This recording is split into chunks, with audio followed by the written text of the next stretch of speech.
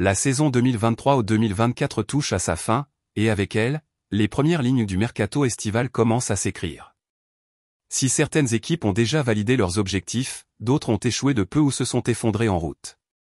Le mercato à venir ne sera pas simplement un marché de transfert, mais une opération de redéfinition des projets, une réponse à des fractures sportives, économiques et parfois identitaires. Dans cet environnement incertain, 4 clubs emblématiques s'activent déjà en coulisses. Arsenal, Manchester United, Chelsea et Liverpool, tous en quête de réinvention ou de consolidation, préparent un été qui pourrait redessiner la hiérarchie du football anglais. Arsenal, Andrea Berta, l'ingénieur du dernier étage. Depuis l'arrivée de Mikel Arteta, Arsenal a reconstruit patiemment un collectif cohérent, compétitif, presque champion. Pourtant, le dernier étage du projet manque encore, un titre majeur. La constance est là, les idées aussi, mais les Gunners ont manqué de percussions offensives dans les moments clés. L'analyse de la saison est sans appel, l'absence d'un véritable numéro 9 a coûté cher. Un nouveau chef d'orchestre, Andrea Berta. La nomination du directeur sportif italien, connu pour ses exploits à l'Atlético Madrid, envoie un message clair, l'heure n'est plus à la reconstruction, mais à la finition. Berta arrive avec son réseau, sa capacité à dénicher des talents compétitifs et son savoir-faire dans les négociations complexes. La priorité, un tueur devant le but. Arsenal a marqué, mais pas assez. Gabriel Jesus, Nketiah et Trossard n'ont pas offert les garanties d'un finisseur de haut niveau. L'été 2024 sera celui du grand attaquant, et plusieurs noms circulent, Victor Gyökeres, Victor Osimhen, ou encore Santiago Jiménez. Mais pour réussir sur tous les tableaux, Premier League, Champions League, Coupe nationale, il faudra plus que cela. Le plan Berta, élargir la base. Les blessures ont révélé un banc insuffisant. L'objectif sera donc de renforcer tous les secteurs, y compris la défense centrale. Dans cette optique, Arsenal a activé la piste Ousmane Diomandé, solide défenseur ivoirien du Sporting CP. Estimé à 80 millions d'euros, sa clause libératoire, il coche toutes les cases, jeunesse, potentiel, impact physique, relance. Opportunité dorée, Leroy Sané. En fin de contrat avec le Bayern, Sané est une aubaine. Sa vitesse, son volume et sa connaissance de la Premier League en font une recrue idéale. Arsenal est en concurrence directe avec Chelsea. Si l'Allemand choisit Londres, il pourrait faire basculer l'équilibre d'un championnat.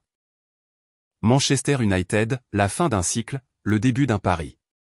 Saison cauchemardesque pour les Red Devils. Hormis leur présence en finale de Ligue Europa, rien ne semble stable à Old Trafford. La défense est un chantier à ciel ouvert, le milieu peine à créer, l'attaque est stérile, et la gestion des cas Anthony, Rashford, Sancho ou Maguire a fragilisé l'image du club. Ruben Amorim maintenu, pour construire. Le Portugais, arrivé fin 2023, a hérité d'un effectif bancal. S'il perd la finale, il restera tout de même. La direction veut lui offrir 2 mercatos complets avant de juger ses résultats. Il n'a eu que celui de janvier pour poser ses bases. Le chantier commence maintenant. Objectif, reconstruction offensive. United vise Liam Delap, Ipswich, révélation de Championship, et Antoine Semenyo, Bournemouth, pour muscler une attaque qui pourrait perdre Rashford et Anthony.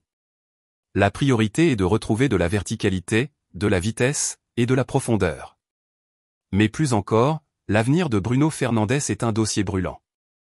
Courtisé par Al Hilal, le maestro portugais pourrait partir. Pour le remplacer, United cible Wa Encensé, milieu de l'Athletic Club, élégant, intelligent, capable d'être à la fois meneur et buteur. Son prix, 80 millions d'euros. Mais si Fernandes part, l'enveloppe existera. Chelsea, désordre structurel, ambition intacte. Depuis le départ d'Abramovich, Chelsea peine à exister sportivement. Dépenses astronomiques, effectifs pléthoriques, instabilité managériale. Pourtant, la direction ne recule pas, elle veut frapper fort, même au prix d'un changement de cap financier. Harry Kane, l'idée déraisonnable ? Oui, Harry Kane est un rêve.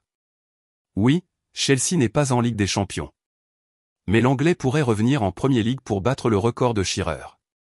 Son passage réussi au Bayern ne garantit pas qu'il y reste. Chelsea est prêt à casser sa grille salariale pour lui. Autres pistes évoquées, Alexander Isak, profil complémentaire à Nicolas Jackson, ou Rodrigo, qui pourrait quitter Madrid si Mbappé arrive. Une réforme nécessaire. Chelsea sait que le problème n'est pas uniquement dans les noms, mais dans la cohérence de l'effectif. Le club vise des joueurs plus mûrs, expérimentés, capables d'encadrer les talents comme Enzo, Caicedo, Mudryk et Palmer. Liverpool, relancer l'ère post-Klopp avec lucidité. Avec Arne Slot aux commandes, un nouveau cycle démarre à Anfield. La mission, garder l'ADN de Klopp tout en renouvelant les idées. Slot arrive avec un regard méthodique, néerlandais, technique. Il veut un effectif plus adaptable, plus complet. Le gros coup, Jérémy Frimpong. Le néerlandais de Leverkusen est vu comme le successeur naturel de Trent Alexander-Arnold, en partance pour le Real Madrid. Clause libératoire activable à 40 millions d'euros, discussions avancées, Liverpool a pris de l'avance.